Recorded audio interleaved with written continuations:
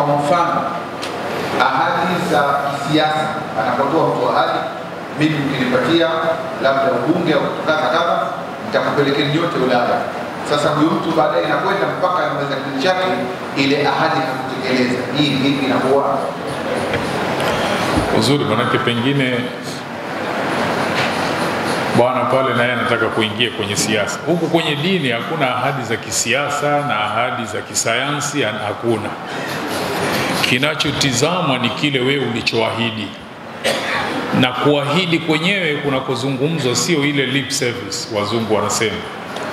Kuahidi lile jambo la ndani ya moyo wako, umeweka ahadi, na ile ahadi uliyoiweka ukafanya jitihada kuitekeleza kati yako na wenzako, ikawa kwa sababu zilizo nje ya uwezo wako ukashindwa, lakini ulikuwa na nia kweli, huwezi kuadhibiwa kwamba umeahidi ukutekeleza. Lakini ahadi ambayo kutoka siku unaahidi unajua kabisa haiwezekani, tayari utakuwa umeingia kwenye matatizo, kwa sababu kama ulikuwa unasema kwa kuwafurahisha tu, utaingia kwenye makosa ya kusema uongo. Kwa hiyo kwa wewe unajiandaa kuja kuwa mwanasiasa, basi jipange namna hiyo. Ukiahidi, uahidi kile kinachowezekana, lakini usiahidi kisichowezekana, utajiingiza kwenye matatizo.